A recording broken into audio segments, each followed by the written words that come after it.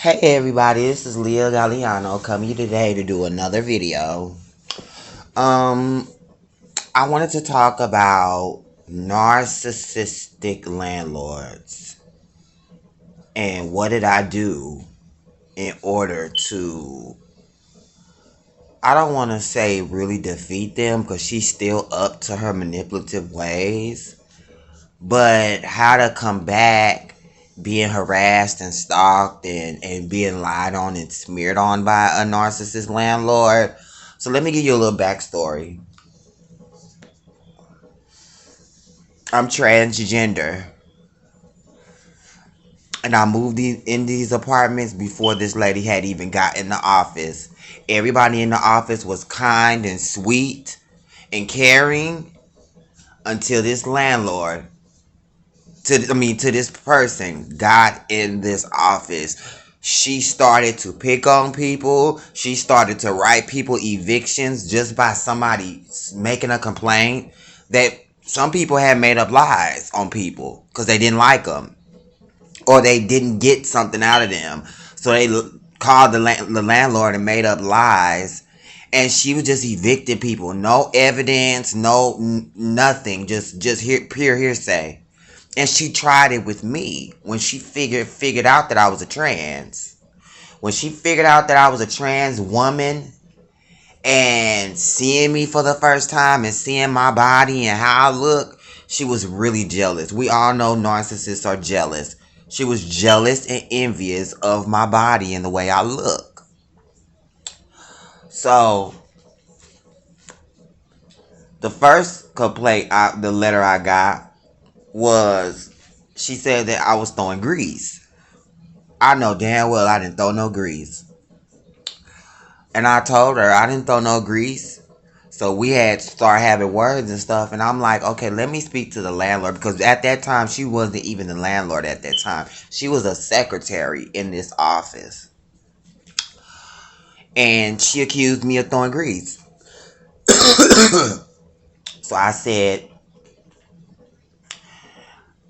I want to speak to Lenora. I want to speak to the property manager. She's not here. Click. She hung up the phone on me. I would call back. She would hang up the phone on me. She had knew that my car was down because she was writing me those fines for my plates not being registered to my name because I was using someone else's plates. So she knew my car was down and she just knew that I would not show up in that office. So she kept telling me Lenora wasn't there and she kept hanging up the phone on me. I drove that car that was toe up to the flow up all the way to that office.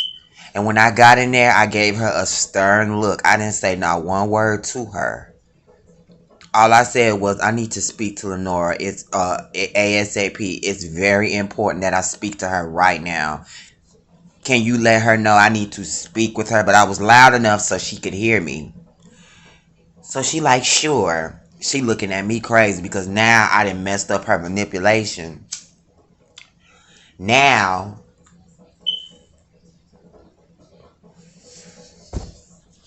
she know I'm coming in here to tell on her. So I'm in there talking to Lenora.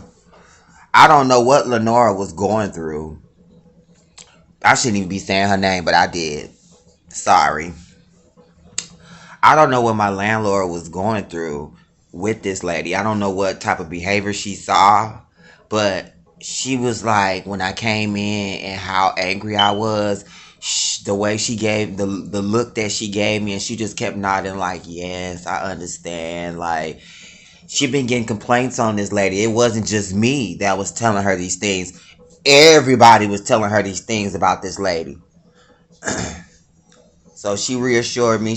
I told her I don't want to have to call up here and speak to that lady. She rude and disrespectful, and I don't care for it.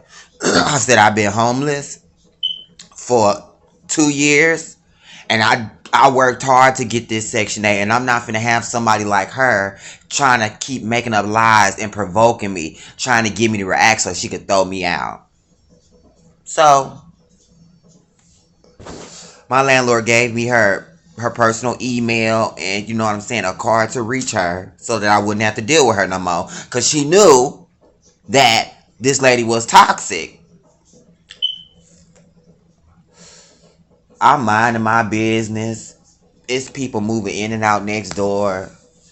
You know what this landlord did? I mean, this lady did?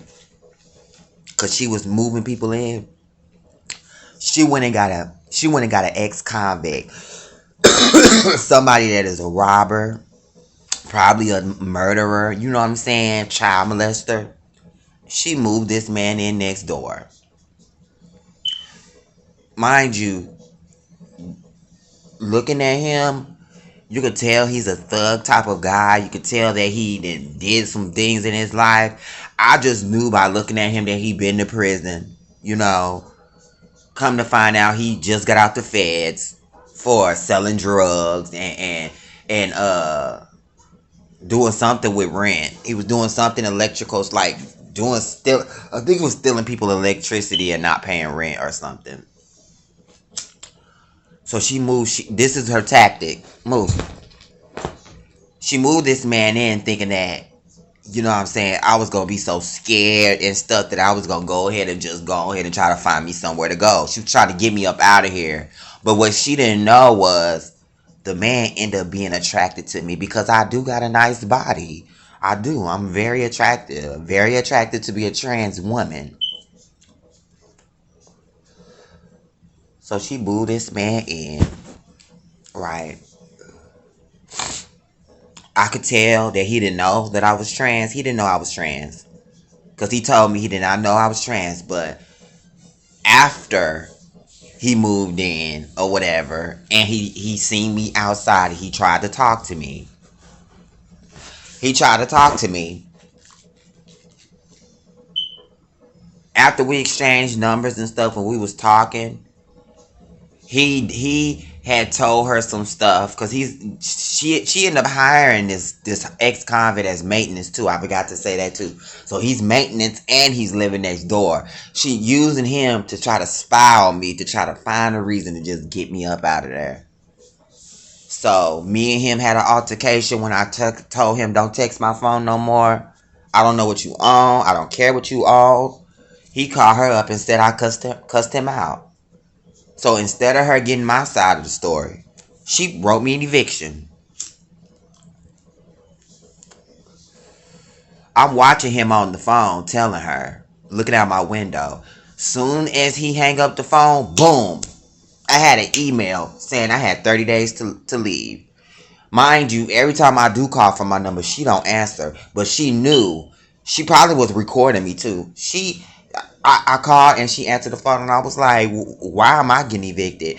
Well, I just got notified that you had cursed one of the staff out, and that is against your release and a policy, and you know this seems like a pattern. I said, first of all, I don't know what he told you, but baby, I didn't curse anyone out. He cursed me out because I don't want him. She like, excuse me, what do you mean? I said, baby, is this his phone number? And I shouted out his phone number. I said, is that his phone number? She said, well, I will not confirm that. I said, I could send you the conversation so you can see that he's mad because I just rejected him. So she's like, send it over. So I sent it over, right? He telling me how nice I look, how she jealous of me, how people be jealous of me because I'm doing something right. He thought I was a real woman, all this stuff. I'm hella cool. You know, he shouldn't have listened to people about me because I was hecka cool and stuff. Yes, I cuss on my channel. But, so, after that, once I sent her that and she seen it, she still tried to find a way to try to get me up out of here. She kept saying like, well, you wasn't supposed to be texting maintenance and y'all talking about drugs and this and that is still against the policy and I'm doing my job. I said, baby, I didn't buy no weed from him, and you don't see a text message where I bought weed from him. He was trying to sell me weed. So if anything, you need to be trying to give him a consequence instead of me, because that's maintenance and he's on your property selling drugs. If you're gonna put me out, you're gonna have to put him out too. So she had to change that up because she liked this man. She liked this man. She didn't know that he was interested in trans women. And she found out that he was interested in trans women. So after I said that, I guess in her mind, she like, okay, well, since I do know that and he said that he didn't buy no weed, I'm going to leave this person alone. She thought it was over, but I wasn't done with her. I wasn't done with her. I went in that office. I popped up on her.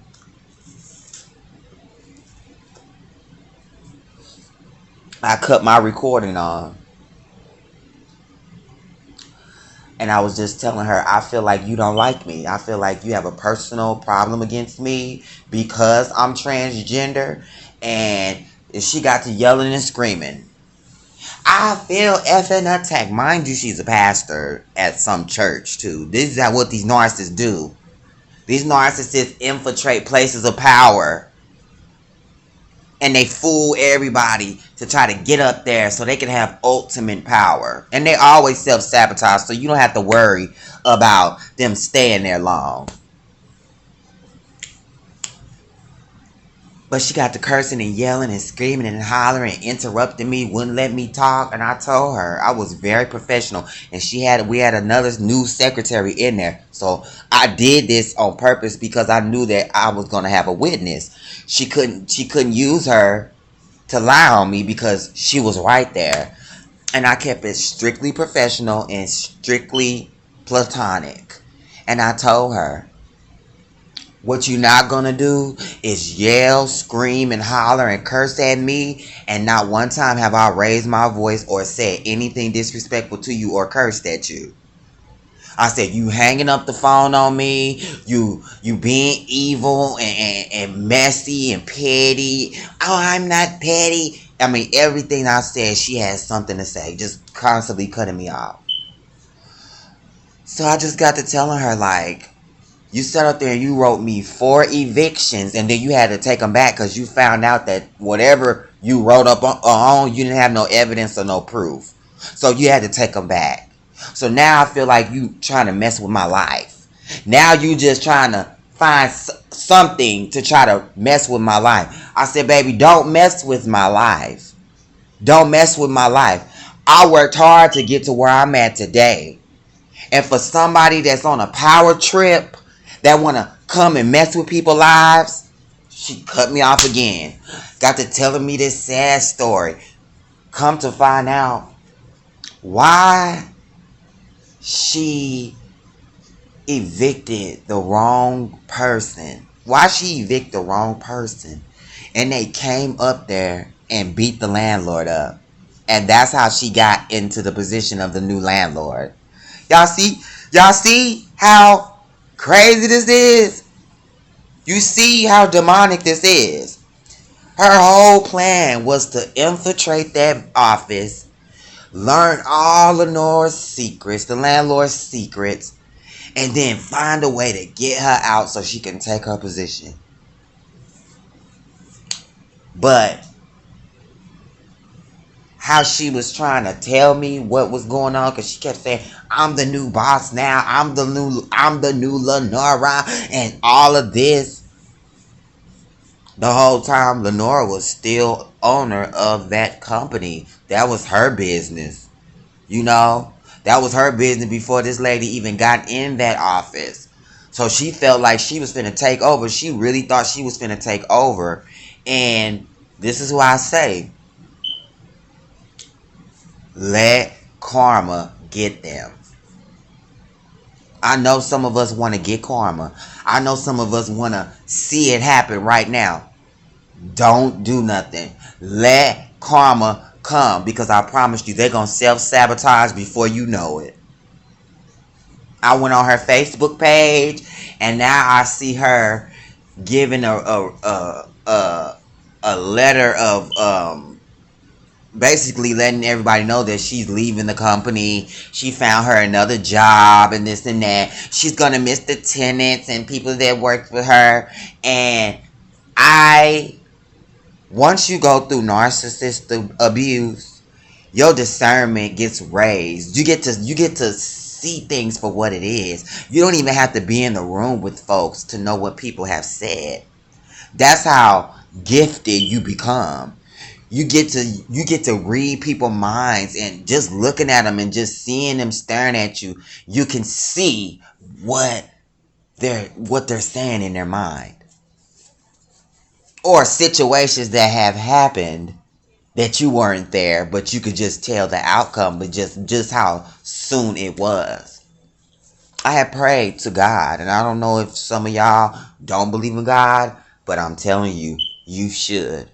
You should, because when he show you, when he actually gives you what you pray for, and you just prayed for that. You just prayed for that.